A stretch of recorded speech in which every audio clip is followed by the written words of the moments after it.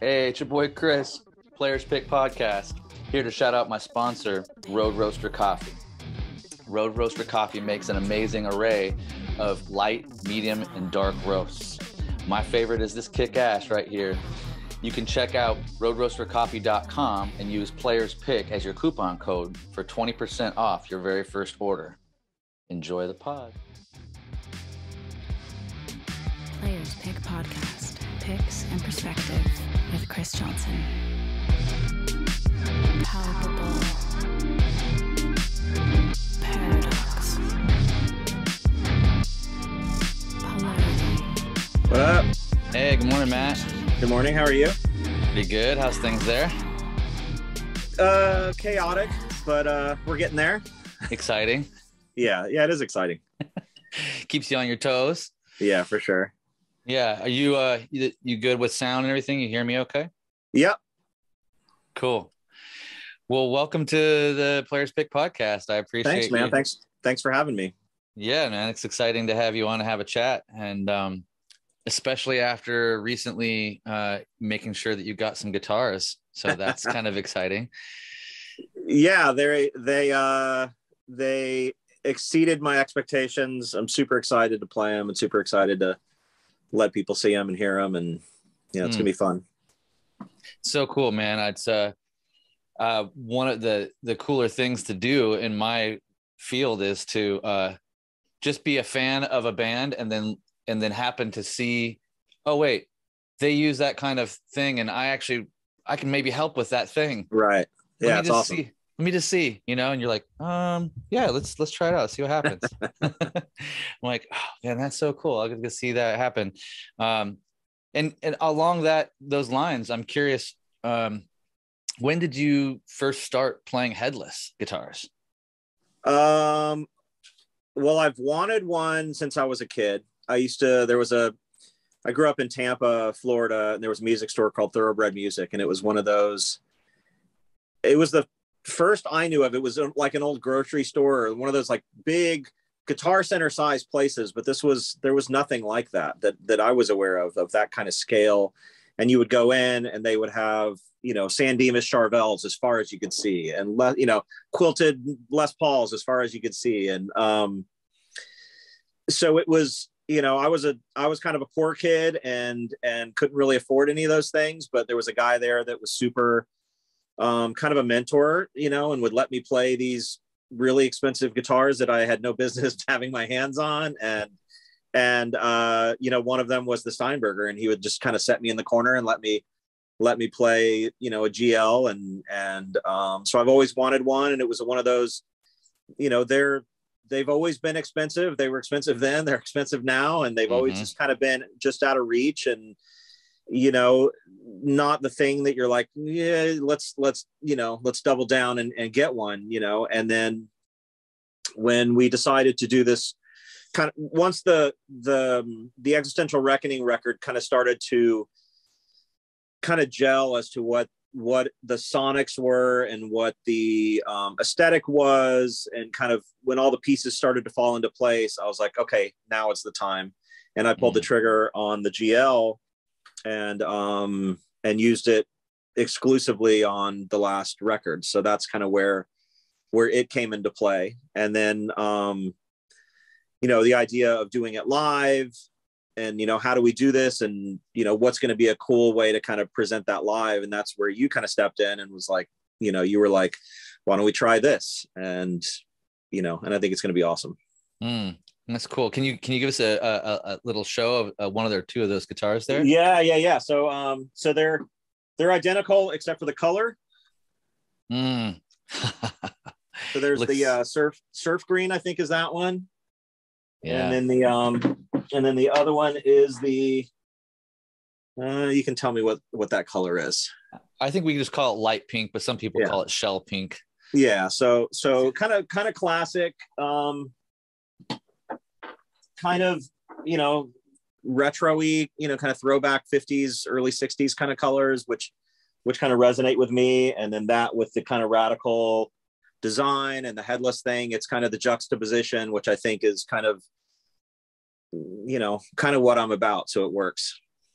Yeah, that's actually one of the things I was going to mention too, just around a lot of your production and like, especially this last album, the Existential Reckoning. There's such a mix of like vintage sounds and like, well, I mean, it's funny. I still have a hard time saying like vintage around 80s and 90s stuff, you know, but like it's true, you know, there's like you have so many cool like retro synth sounds and different things. But the band is very modern, the production is very modern, and Right. there's this big, you know, wall of sound and very cool spatial techniques being used in the mix and how you layered things. And so when you basically, I mean, I just helped, but you designed this guitar and asked for the specific things. And I was, you know, it's cool to have somebody come along and go, I want that modern thing that you're doing. Can you just like take off all the modern stuff of it? Put an old school telly pickup in it and let's go. Yeah. Like, all right. Yeah. No, hey, I'd never thought of seeing that model in that light.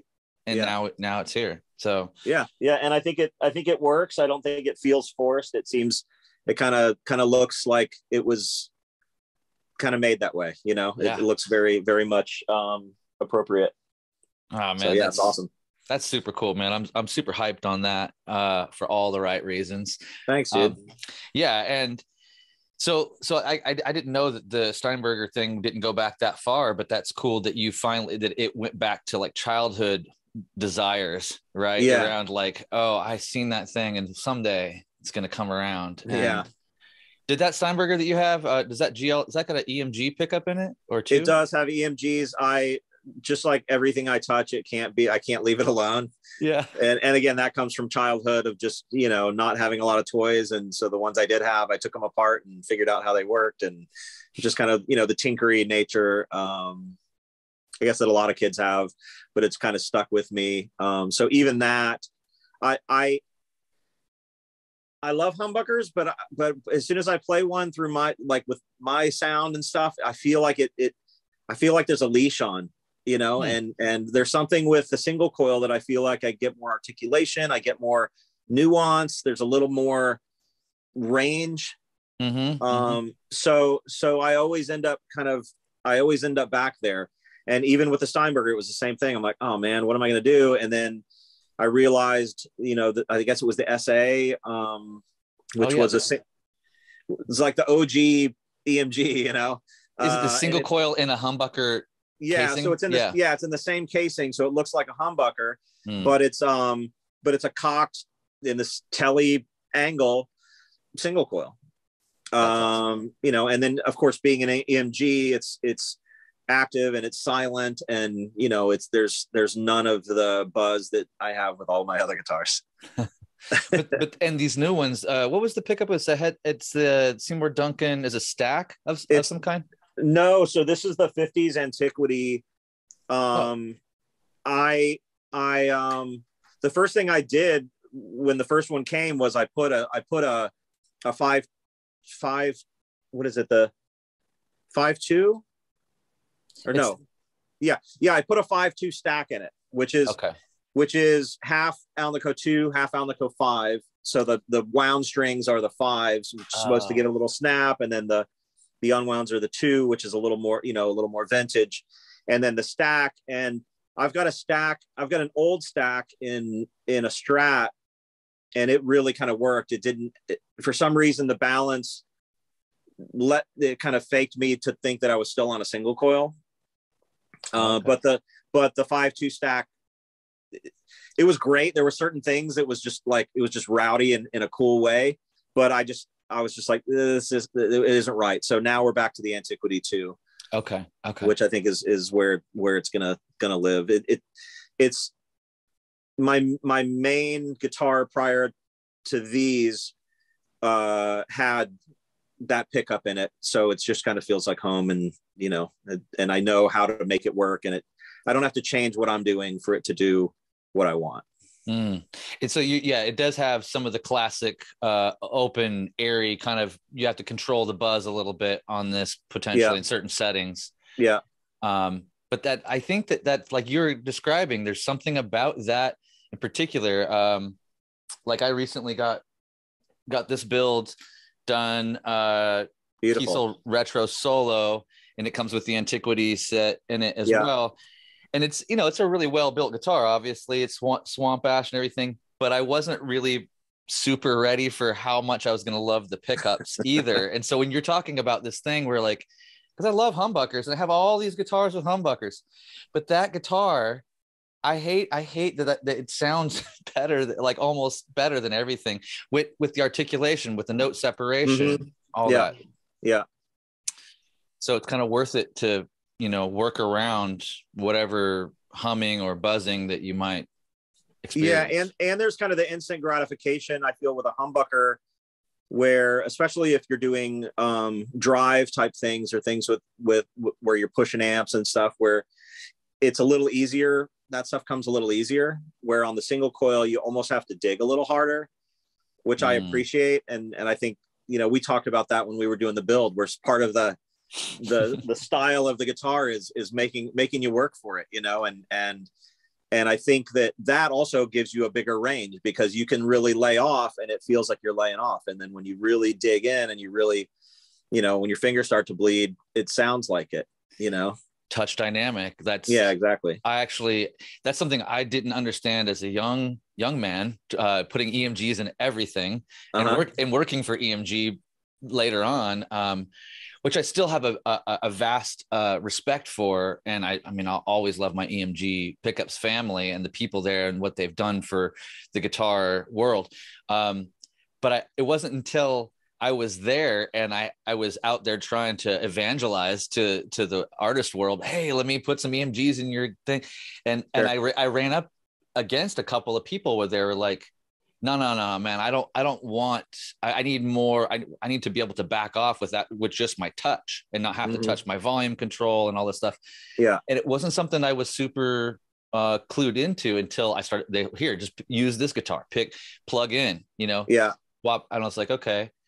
And then I started realizing that, and now it's like in the last, you know, few years, more of the single coil thing to understand what you're talking about there, where it's almost better to work for it in that way. There's less things to worry about. I feel like your control is still mostly in the hands, maybe a volume knob, maybe a switch, but not to go too far.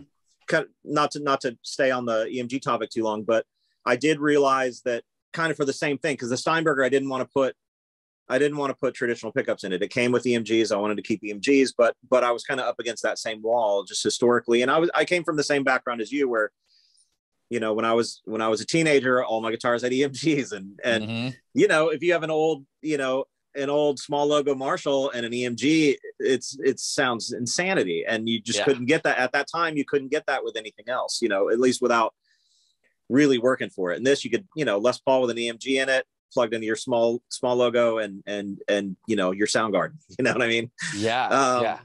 So but I wanted to kind of keep that, the original aesthetic of the Steinberger. So I kind of did some research, and I realized that if you up the voltage on those pickups, the headroom opens up significantly.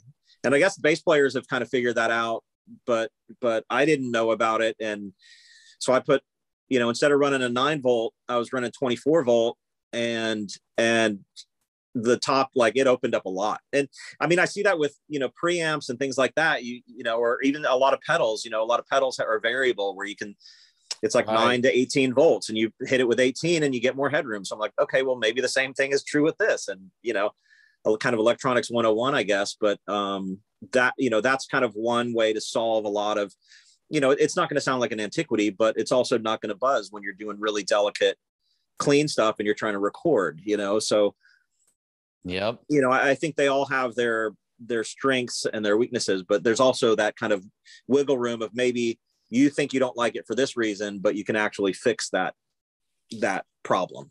You know? Upping the voltage, doubling to 18 volts, or finding, I think there's some sort of modification out there that can go in the compartment that's like a voltage doubler. I can't remember. I might be. The ones I'm running are, I don't remember the name of the battery, but it looks like a short AA battery. Oh. And they're Now I'm mistaken on the voltage, but I thought it was 24 volts. So maybe they're 12 volts each, but they're little tiny, looks like a double A, but shorter. Mm-hmm. And then someone makes a little like 9-volt kind of housing. And maybe plug them into that, huh? Oh, maybe they're, I don't remember. I got to pop one open. It's been a couple of years, but it's either 2 or 4 of those batteries, and it gets you up to, I want to say it was 24 volts. Maybe there's 6 volts and there's 4 of them. I don't remember, but really not, you don't have to touch the guitar. There's like someone makes a little kind of battery housing that holds. Oh, that's nice. Yeah. So that was kind of my workaround about getting the headroom on the EMGs.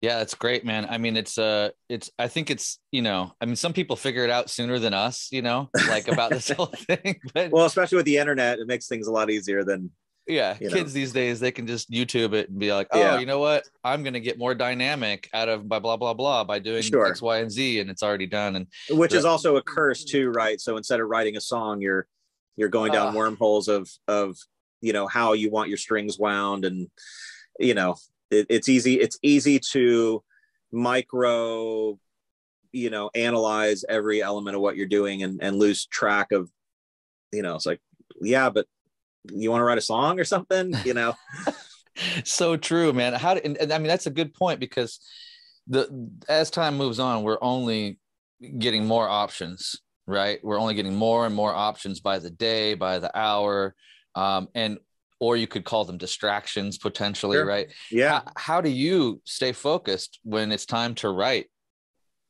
Do you have a process? Yeah. So when I write, I usually I figure out what is my tool or my couple tools, and I really kind of scale it down. So I do a lot of writing. When we're on tour, because then I'm in a dressing room with headphones and a laptop and a MIDI controller, and that's it,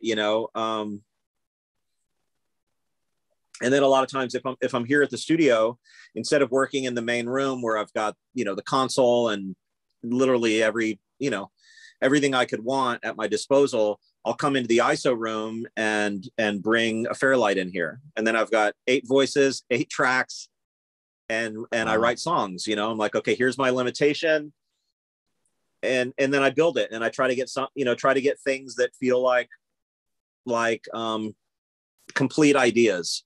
And then that's when I'll reintroduce it back into, the full scale playground to figure out where it needs to go. But I think having those limitations when you're doing the initial kind of, kind of soul searching, kind of brainstorming on what's, on what that seed is going to be for the song. It's kind of nice, for at least the way I work, to have all those limitations, just to really allow you to focus on what's important at the moment.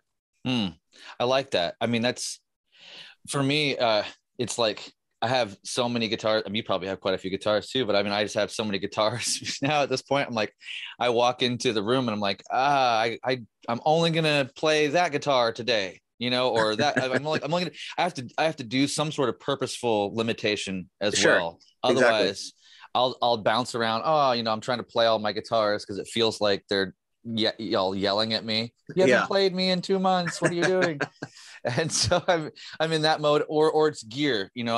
I use the fractal a lot, and oftentimes, even though that thing can deep dive so hard, I do my best to just flip the dial and find something that's basically already the thing, and maybe minorly tweak it, and then keep going. I don't want it to try not to get that option paralysis if I can help it. Because it's easy, and that's also a distraction, right? It's an easy way to kind of not work, to not write a song. Yeah, exactly. Yeah. It's but I got to get the tone right. And it's like, no, you don't. No, you don't. No, I know. And I have to and when I catch myself there, I'm like, oh, so you're actually avoiding actually finishing something maybe. Yeah. It's a way to procrastinate, for sure. Yeah. Good job. Whole nother day. You didn't finish a song. Good job. But that tone is awesome. But that tone is, and then I don't know. We'll see tomorrow. Do I still like the tone tomorrow? Exactly. Jesus. Yeah. Any amount of that can happen. For sure. Well, I'm always curious about where your relationship started with the guitar pick, and like in the beginning of learning the instrument, like do you remember anything about your first couple picks? Was there anybody that inspired you to play what you started playing, and how did you get to play with the guitar picks that you're using now? I think, gosh, when I started, it was the pick that someone left behind would be my new pick, or the bag of mystery picks from the guitar store. Yeah. Which was great, because then it kind of allows you to figure out what things you like and what things you don't. The first, and this was early on, the first pick that I really kind of gravitated to was the Fender Medium, like the original kind of tortoiseshell Fender Mediums. Sure. And I liked those because I liked the and this has stuck with me. I like the way I also, when I pick at a slight angle. So when the pick goes across, especially the wound strings, you hear that kind of almost like a tearing kind of sound. And those Fender Mediums were killer at that. Like a Dunlop Tortex is super smooth, so you don't really get that kind of tearing nature of that plastic kind of ripping across the wound string. But as soon as I started playing out, and as soon as I started playing hard, I started tearing those things, and I couldn't not tear them. So I would just tear through Fender Mediums, and I was like, I got to find something else, because this is, it's annoying when when your tool just shredded in your hand. So then I switched to the Haircos, and the Hairco Medium has that same kind of thing. It also is a little more grippy, so it's not turning in my hand. And then that's kind of been my pick since then. Since, I don't know, teenager. So you've been on the are you a Flex 50 or a Flex 75 guy? It depends on the guitar. Really? You switch back and forth? Yeah. Okay. Yeah.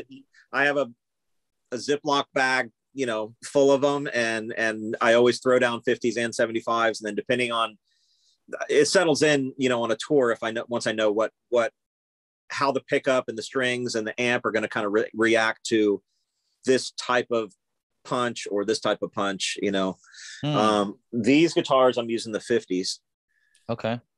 I mean, we'll see when we get into rehearsals, once I get on with everyone else, but it's kind of feeling like a 50 guitar.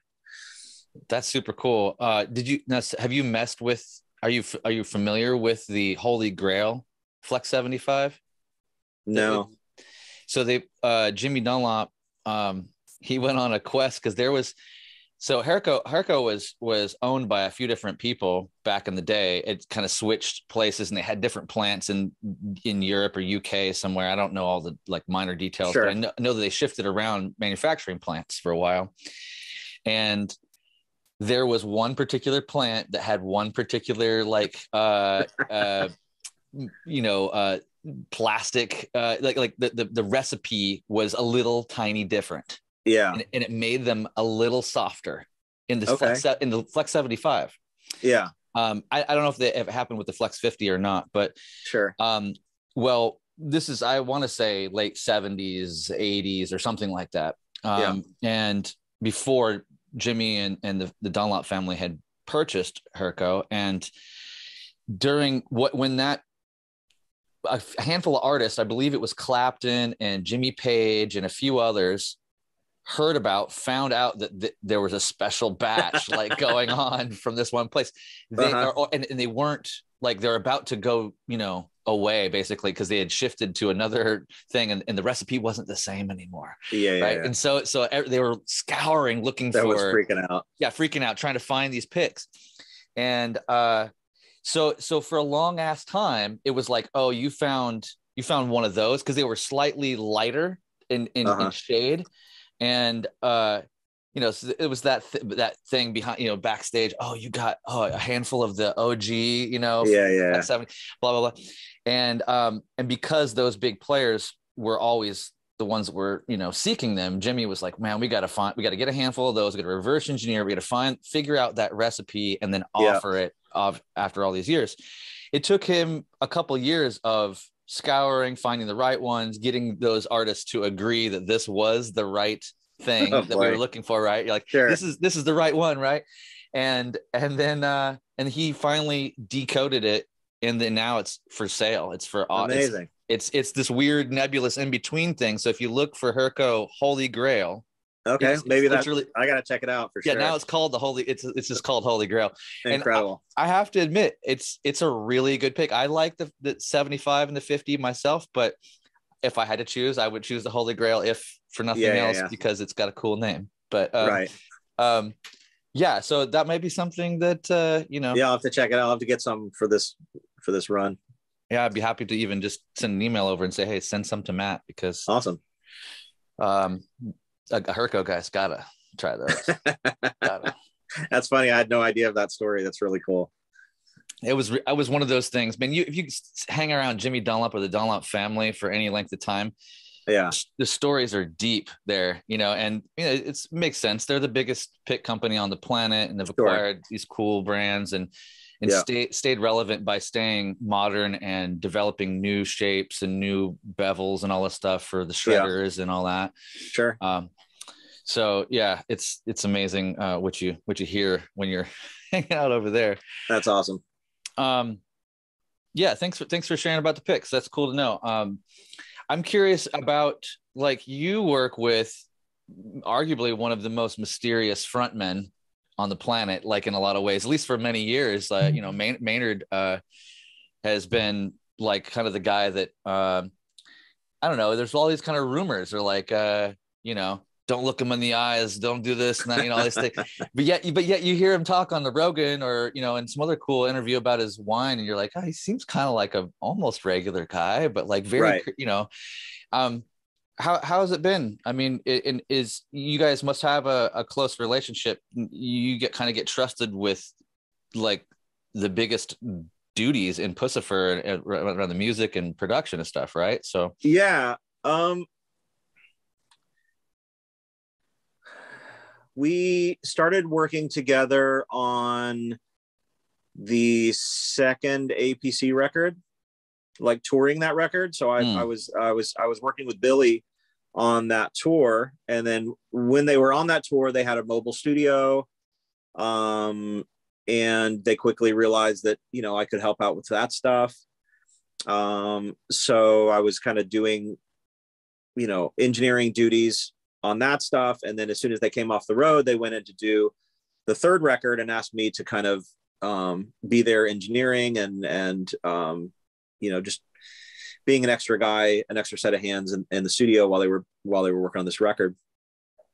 So Maynard and I worked, really closely daily, like on all the vocals and stuff, and just kind of created a rapport and got along really well. And then when it was time for him, when he decided that he had done a couple singles for Puscifer with Danny Lohner, and he decided that he wanted to do a full-length record and wanted to kind of turn this into a thing, and asked me to be involved, and just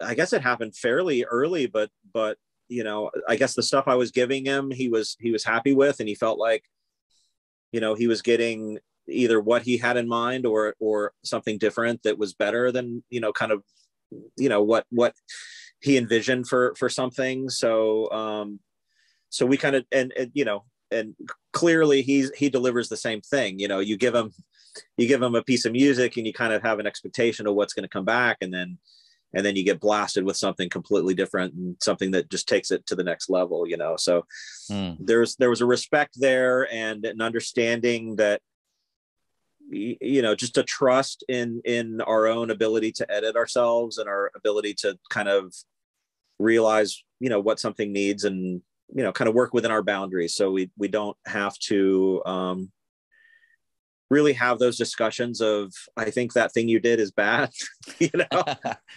because even if we think it's great, we always come around and realize on our own that this thing needs to be different, or or it's good as it is. So the relationship is kind of just kind of revolved out of trust and respect, I think. And it's great for me. It gives me an opportunity to kind of have free reign. I'm not battling with anyone really on the music side of things, because I get to choose who's playing on it, and if I'm picking somebody, it's because I want it to sound like them. I'm not hiring this person to sound like this other person. So it's I think it's the best. I couldn't see a better way of working creatively with somebody, or with a group of people. Yeah. And Karina's the same way.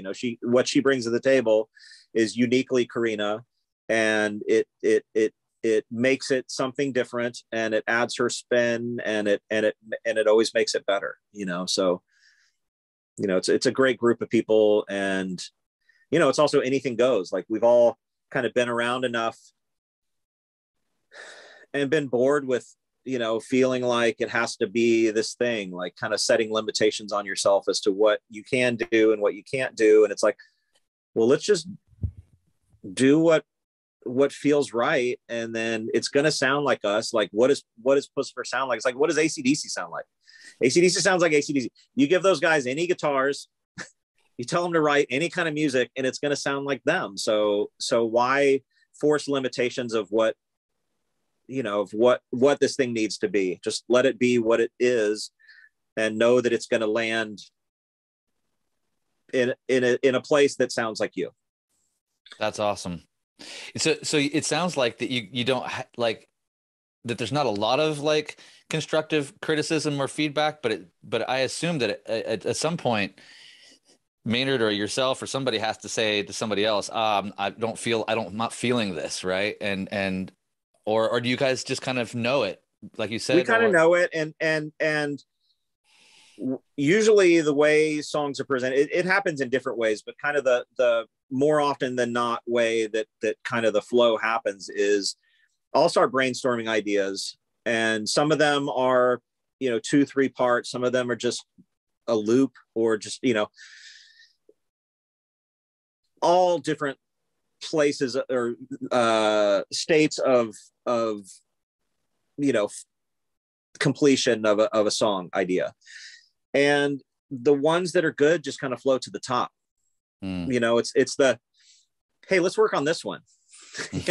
I've got ideas on this one. And guess what? People tend to not have ideas for the ideas that are just poor, or that aren't as strong as the other ideas. So I think, without even having the conversation, just throwing out enough things that there's enough good to just kind of leave the bad. Yeah. Oh, that's cool. Do you create an overflow of material for each of the albums, so to speak, to kind of like account for some of that? Yeah. So typically it's 40 or 50, pieces that then, get color coded.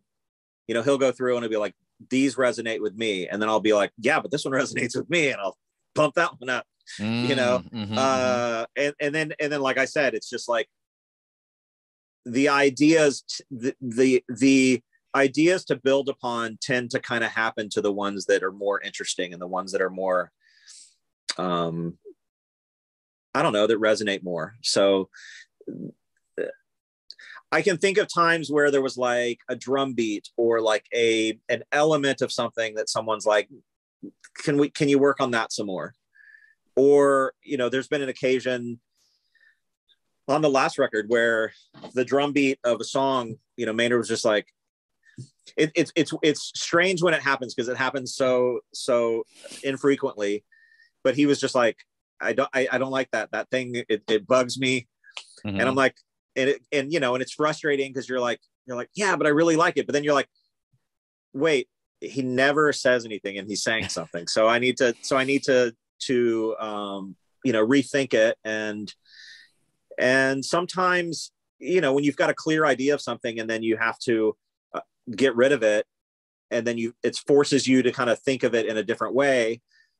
It's usually I don't know. I wouldn't say that it would always be a better result, but we've been lucky that those times when it's happened, the result has been better. That's great to hear. I know that the creative forces within a project can be challenging at times because of that feeling of preciousness around what it is that we're presenting. Like you said, like I like the way this drum beat thing is going on, and like Sure.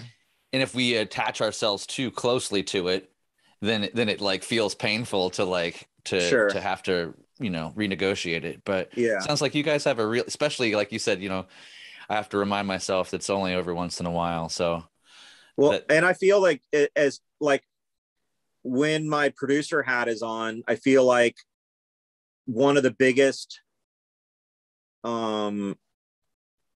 pieces of that role is to be open-minded and to be able to see something clearly and be able to clear your mind of the ego and of the any sort of ownership or preciousness of any sort of idea, and try to take a deep breath and then listen with no expectations. I think that's really important, because otherwise you're just putting your thumb on creativity, by not being, if you're precious to this thing, then maybe you're not listening to this other thing that's more important. So I think that at least for me in a producer role, I think that's, if there's one thing, I think that's the most important thing. That's great that you're able to switch, and obviously, you wear both these hats: the writer, the composer, and the producer, the one that's there to, look at it from a different angle also. So it's great that you're able to shift around. That's why you get paid the big bucks, I'm sure of it. Well, you're also working with people that are going to challenge your thought of what something should be. So some of that ability, I would imagine, comes from just being in that environment where you've got gymnasts just doing backflips all around you all the time. So you kind of get used to the unexpected. You get used to being thrown something. So maybe that is a development from kind of being surrounded in this type of circus. Yeah, that makes sense. It makes sense to me. And so I'd like to hear more about Existential Reckoning, Sure. that it in some ways seems like a departure, a slight departure. It's like obviously the same band. It still sounds like you guys, but I mean, in some ways it feels a little bit like there's a little more seriousness, like a little less comedy and humor to some Right. degree, even though it's still there, and I love where I find it. But I'm curious if that was something that you felt like the band did on purpose, or is that something that is it like intentionally kind of a little more dreary in some aspects because of the thematic qualities? I'd just like to hear more about that. Yeah, I mean, I can't speak for everyone, but I'm guessing, just kind of from my own experience, that we started that writing before the pandemic, and then kind of really got heavy into it once things were locked down. So I think some of the inability to go to the movies, inability to go out and go to the park or do whatever, and kind of being forced to be in a room and be inside your own head, and just kind of the weight of everything that was going on and what's important, and all that stuff. At least from my point of view, there was no intentional, we got to get serious and we got to think about this thing. But I think that some of it is just a reaction to your environment, so things kind of got real and things kind of got heavy, and everyone was kind of unsure as to what is happening and what's going to happen. And, so I think that probably resonates on some level, again, with no,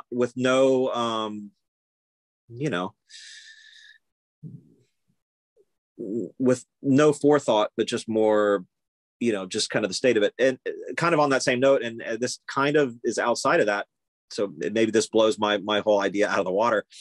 but the first single, Apocalyptical, that was written before the pandemic happened. So that was, oh wow, and that was just, and maybe it was just foreshadowing, maybe it was just the nature of like, the state of our political system and just kind of the state of the world, and it just kind of felt like there's more weight on our shoulders at that moment, so maybe it's just kind of the culmination of all the different kind of things that you're just like, what's going on? Yeah, that sounds reasonable. And I actually, when I think about Maynard, when I look back and about his lyrics and writing through the different projects, Tool and APC and stuff, like he's kind of had his own little knack. He has his own themes that reoccur, and but he has a knack of kind of being just ahead of the curve around certain things anyway. Sure. So it's not surprising to hear that was already in the works. Yeah, I mean, he's paying attention, and he's his whole thing is telling stories, and he's definitely very observant of what's happening around him, and how that input feeds into his art.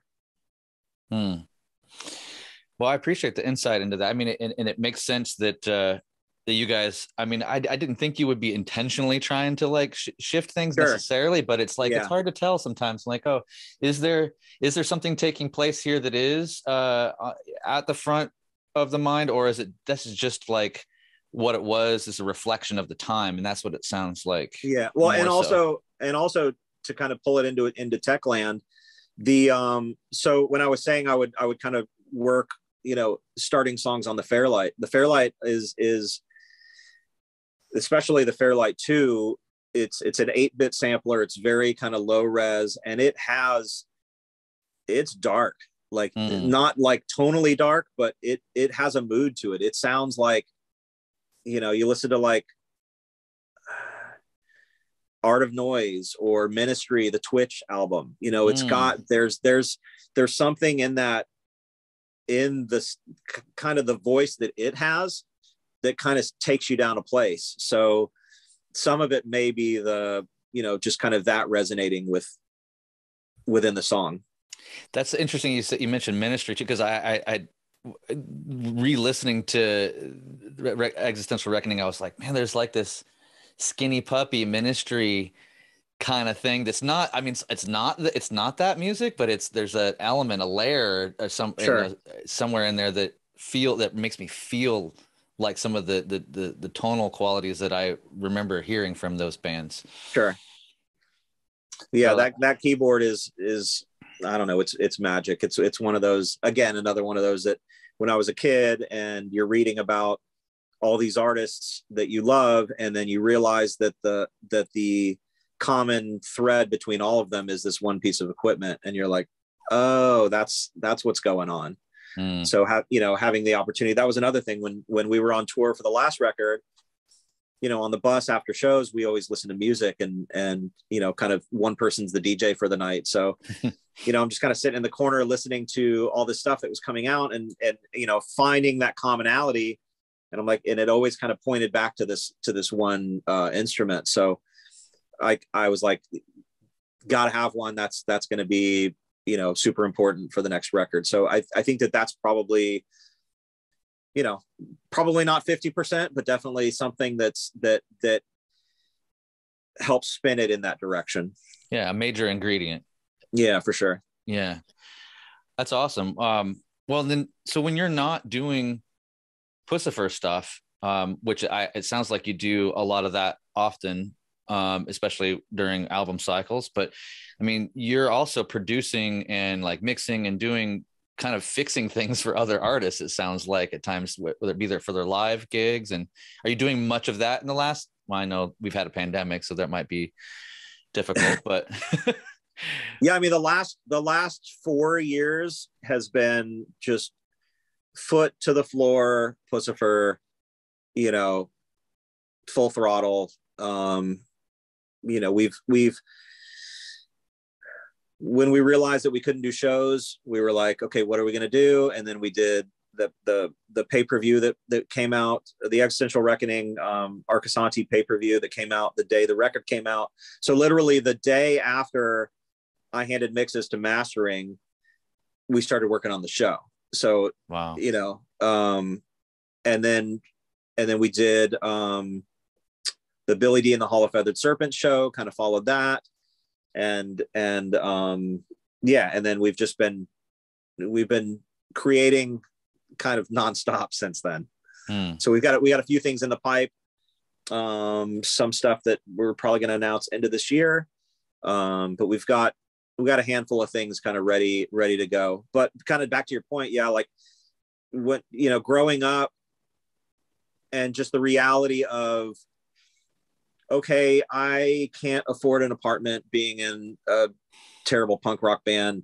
You know what I mean? Like this doesn't pay my bills. What am I going to do? So trying to find ways of kind of staying in the industry, being observant, learning from other people and learning how to do things, that keep me in the industry. I've kind of been able to work, when I wasn't playing in bands, been able to still work doing music and audio related things. So, over the course of my career, I feel like I've developed, a fairly broad range of skills, so if I have time and interest and ability, to do something to help somebody or to work on another thing or work with someone that I respect and then I'll hop on it. That's cool. How did you end up working with Katy Perry? So I had done a bunch of work with Nine Inch Nails over the last 20, 25 years. And a couple of the people from that camp were starting to work with her when she was about to come out with the Teenage Dream record. So I'm getting a low battery warning here. I have full charge this morning. So if I lose you, it's because my battery died. So there was a few people in that camp, and then that record wasn't out yet. There was a very tight crew. It was kind of a half dozen of us that were kind of going all over. We did a year of promo, like literally bouncing all over the globe, doing promo, working up to that record, which ended up being huge, Massive. But so I kind of helped get that launched and help, kind of turn that into something reliable and that represented her the way she wanted to be represented. And yeah, that was kind of how that panned out. That's cool, man. That's like, it's just cool to see when you kind of associate someone like yourself with Nine Inch Nails and Puscifer and this type of thing, and then you see the credit. Oh, there's Katy Perry. That's an interesting diversion from. I mean, it's not too far of a cry, but that's a big pop name, So yeah, but the similarity is that it's people that take their job seriously, that work hard. It's the same work ethic. It's okay, you're there at 9 a.m. and you're there at 3 a.m. It's the same mentality and the same drive to deliver and to deliver quality and to so it's the same personality and the same type of person, whether it's the genre is completely different. Yeah, and I see, I mean, you've done stuff with Love and Rockets, Meat Puppets, stuff like that too, right? So more kind of 90s 2000s bands. Yeah, so yeah, some remix stuff, and then the Meat Puppet stuff was like, shoot, yeah, that was when I was in Austin. I had a friend of mine played guitar with those guys, and Kurt was around a lot, and just, did some stuff with them. That was very organic and just kind of, it was one of those like, we're in the same room together, let's do stuff, that kind of thing. Yeah. Oh man. Well, knowing that your phone is on the decline, I'll ask a couple of closing questions. You don't want the crash ending? Yeah, if we can help it. I mean, well, first thing I'll ask is just, I'm curious, like, is there any kind of spiritual thread in your life? Like, were you raised with any type of belief system, or have you come upon something that works for you, that keeps you grounded? not in any sort of not in any sort of like formed thing, but I think of myself as a very kind of emotionally driven person. And so it's, you know, trying to treat people like I want to be treated, and whether that's people, plants, animals, you know, kind of just being respectful of the space that I take, and know that, you know, I'm just another person on this planet, you know. And again, person is people, animal, plant, you know, whatever. So it's kind of comes from that angle, but no, like, you know, no formal, you know, education or any sort of religious kind of upbringing, really. Okay. Yeah, that makes sense. So it sounds like, yeah, just tuning into what you find, and recognizing, kind of seeing, holding life with some sort of cautious, you know, precious like element, like how you would want to be held. Exactly. You know? And one of my, you know, strengths or downsides, depending on who you ask, is I'm probably, to a clinical degree, observant and aware of things. You know, you know, it drives people crazy sometimes, because I'll point out things that they're like, turn your brain off, dude, like settle down. So I think that kind of whatever I've got going on that's kind of makes me focus on things, draws attention to things that, you know, some people maybe don't pay attention to, which, you know, that on top of just kind of being, you know, emotionally driven, you know, kind of turns you into that person. Yeah.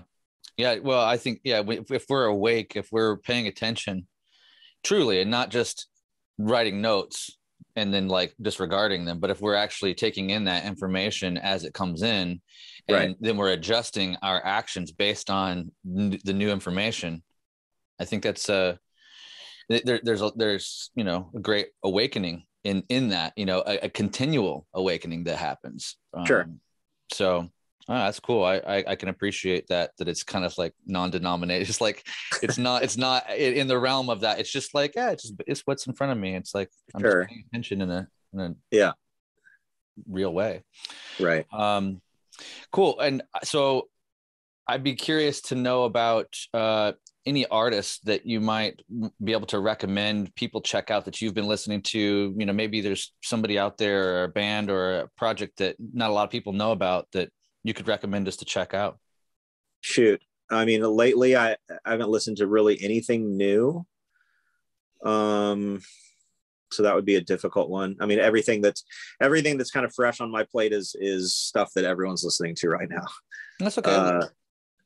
I mean, Arcade Fire is one of those bands that, you know, there is a formula that's happening, and you may call that their voice. You know, it definitely sounds like them, but their songs always resonate with me. And when I see them live or see them on TV performing live, there's just you know, those guys have an ability to not only plant an emotion, but pound it into you. You know what I mean? Like literally punch you in the chest with the emotion that they're trying to get out. And I think that that's rare. And I think that that's to be, you know, appreciated and respected. And, you know, so I think their new record is really good. And, you know, and again, you know, I saw their broadcast of the Coachella performance and then the SNL performance. And, you know, they give you, you know, the first time I saw them, again, we're going to kill the battery here, but I was out with Tool. We were playing somewhere in Europe, and it was a tent, and I'm up on the stage before changeover, just kind of making sure everything's ready to go for the show. And I'm hearing this band play, and I'm like, this is really good. And then I like peek out, and then I'm on the side of the stage just watching them literally just pound the crowd into the ground. And I was like, what the hell am I listening to? This is incredible. And come to find out, it was Arcade. That was kind of my first my introduction to those guys. So, you know, I have a lot of respect for them, and you know, again, that's a band that everyone's tuned into and everyone's kind of listening to, but at this moment, you know, the record just came out, and it's resonating with me. I really like it. That's amazing to hear that. two more. So if you had to choose a favorite guitar player, or maybe that had inspired you the most, who would it be? Daniel Ash is the first one that comes to mind. And who's he with? Bauhaus, Love and Rockets. Oh, okay. Damn, okay. One of those guitar players that is coming from another place, and you're not going to hear a riff that you've heard before. He played through like I don't know what the amp was, but it was, not anything that anyone else was using. Definitely one of those kind of coming at it from a different angle kind of guys, and very good songwriter, and just cool tones and cool approach to guitar that was just outside of what everyone else was doing. That's awesome. Daniel Ash. And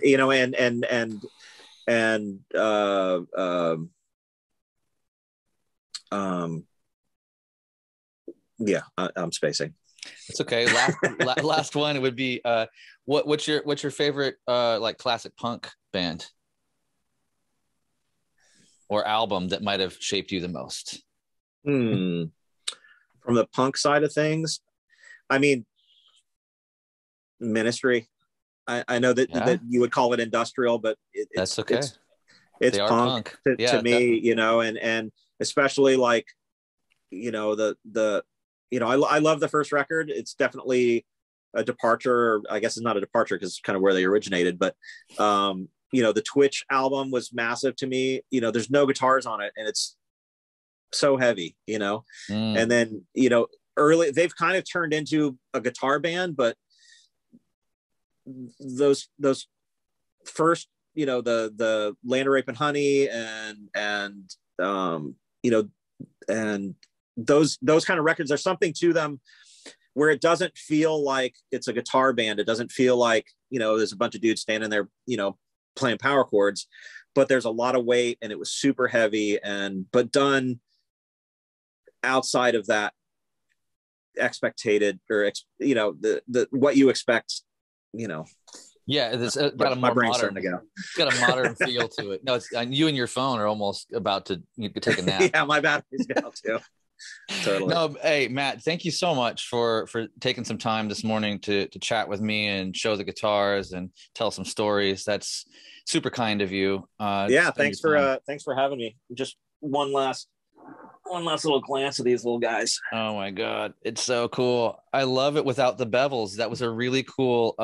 No belly cut either.